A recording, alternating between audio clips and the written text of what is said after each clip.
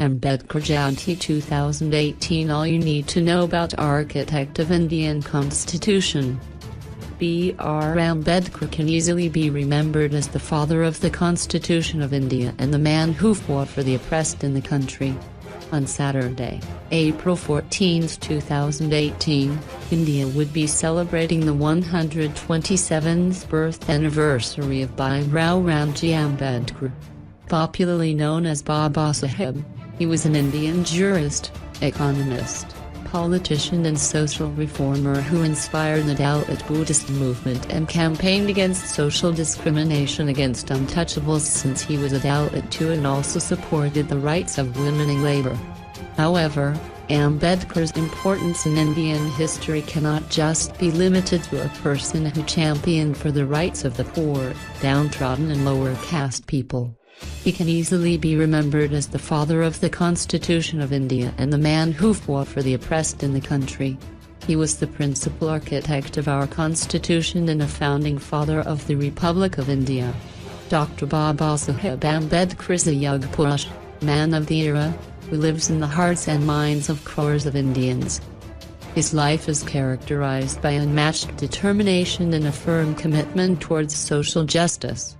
He made a mark as a bright lawyer, scholar, writer and intellectual who always spoke his mind. Prime Minister Narendra Modi had said in praise of Ambedkar. Born on April 14, 1891 in the town and military cantonment of Now in the Central Provinces, now in Madhya Pradesh, to Ramji Sakpal and Ambedkar Sakpal, Ambedkar had to face isolation in school because of his caste.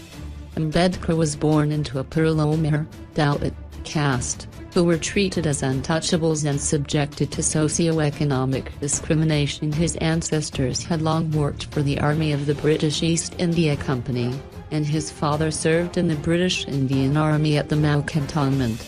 Although they attended school, it is reported that Ambedkar and other untouchable children were segregated and given little attention or help by teachers. They were not allowed to sit inside the class.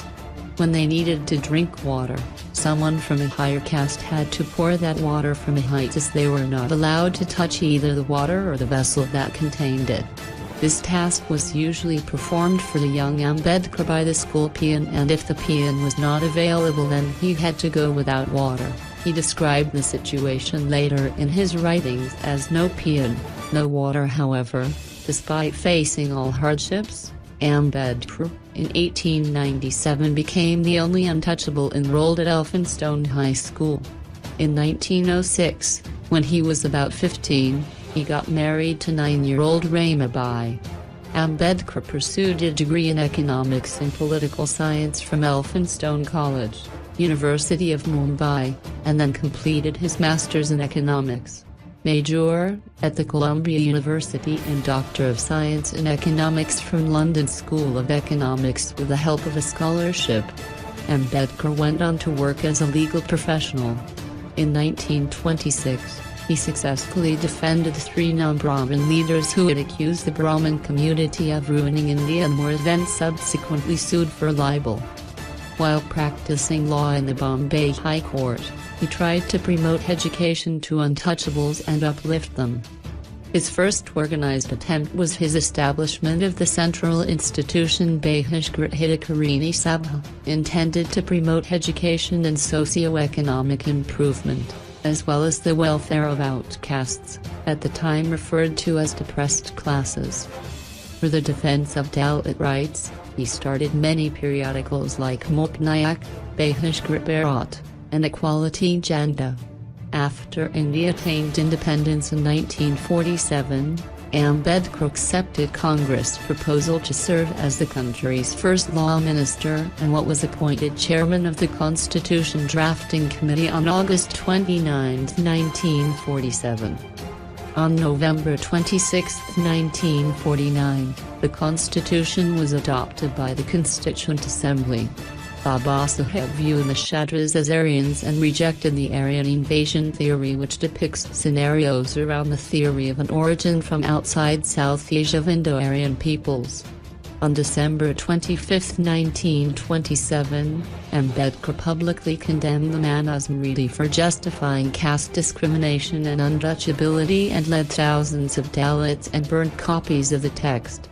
Ambedkar opposed Article 370 of the Constitution of India, which granted a special status to Jammu and Kashmir, and which was included against his wishes. He resigned in 1951 when the parliament delayed the draft which sought to enact gender equality in the inheritance law. Ambedkar considered converting to Sikhism. But after meeting with Sikh leaders, he concluded that he might get second-rate Sikh status, as described by scholar Stephen P. Cohen. Instead, he studied Buddhism all his life.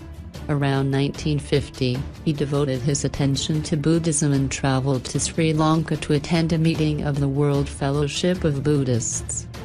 After meetings with the Sri Lankan Buddhist monk Hamala Wasadatisa, Ambedkar organized a formal public ceremony for himself and his supporters in Nagpur on October 14, 1956. Accepting the 3 refuges and 5 precepts from a Buddhist monk, in the traditional manner, Ambedkar completed his own conversion, along with his second wife Savita. Ambedkar passed away on December 6, 1956 in New Delhi, where he was accorded a Buddhist cremation. In 1990, Ambedkar was posthumously conferred with Bharat Ratna, India's highest civilian award.